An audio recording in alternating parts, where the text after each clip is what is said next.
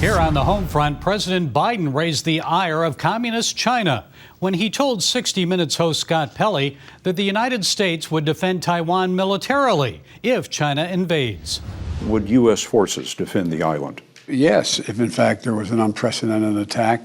So unlike Ukraine, to be clear, sir, U.S. forces, U.S. men and women, would defend Taiwan in the event of a Chinese invasion? Yes.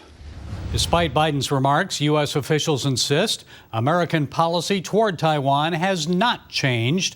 Although the United States is not bound by treaty to defend Taiwan militarily, the Taiwan Relations Act of 1979 states that, quote, the U.S. would act to resist any resort to force or other forms of coercion that would jeopardize the security or the social economic system of the people of Taiwan.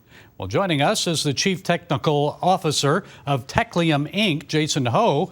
Mr. Ho is a defense technology analyst. He was the lead designer of the F-35 jet flight control and image display systems. Jason, it's good to talk with you again. So what do you think about Biden's remarks about Taiwan? I think this is more just talking than actions, and 3 reasons. And first, China never intend to have a confrontation with the U.S. armies, because if they can steal a nation, they can steal the world. Why they want to risk in the battlefield?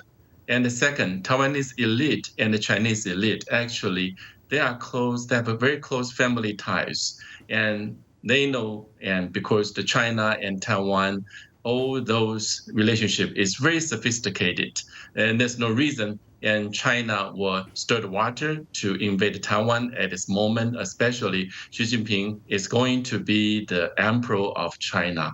And third is election is coming.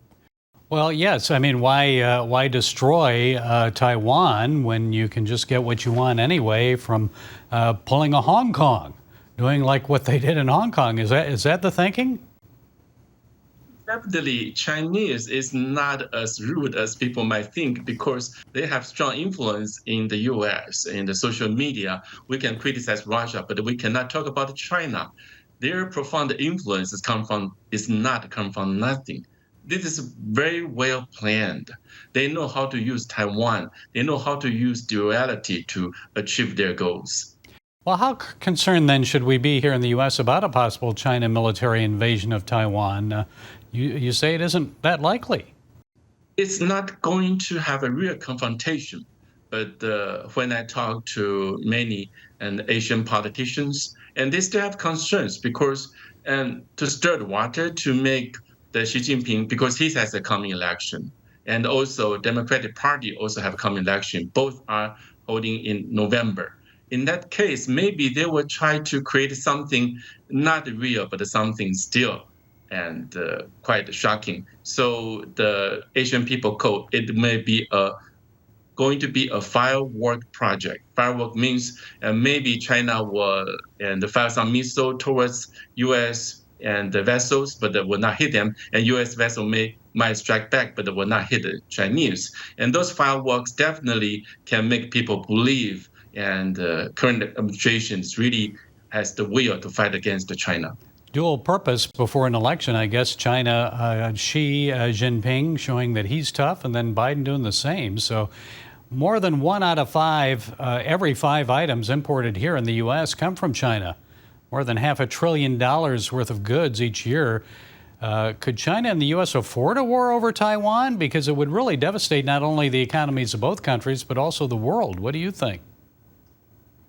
And this is ironic. When the DoD proposed, when China invaded Taiwan, it's best for U.S. interest. U.S. just destroyed TSMC, Taiwan Semiconductor Manufacturing Corporation, to destroy Taiwan's semiconductor abilities.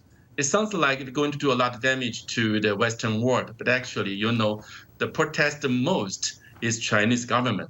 They are extremely angry. How possible you can destroy Taiwan's semiconductor industry? And this is very obvious. Taiwan's semiconductor industry is more important to China rather than to U.S. Definitely for Chinese interest, and to keep Taiwan as it is more beneficial for them to actually have something happen over there. Well, they dominate the world's computer chip supply, so the Chips and Science Act that was enacted into law this past summer provides billions of dollars in subsidies and tax credits to help expand the U.S. semiconductor industry. So what difference would that make in the event of war with China over Taiwan? And first, and CHIPS Act, as I mentioned, and those semiconductor companies create a chip shortage problem. And if you want to give money to them, they won't help you to resolve the problem. And the second, the chip shortage most is on the 28 nanometer chips. This is a lower technology, which is easier to manufacture, but not enough profit.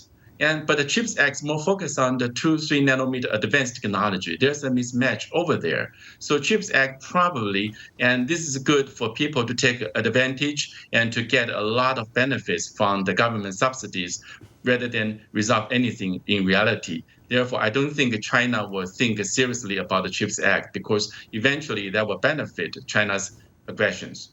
Everything heading towards China. Okay, Jason Ho, Defense Technology Analyst and Chief Technology Officer at Techlium Inc. Thank you, Jason. Good to talk to you again.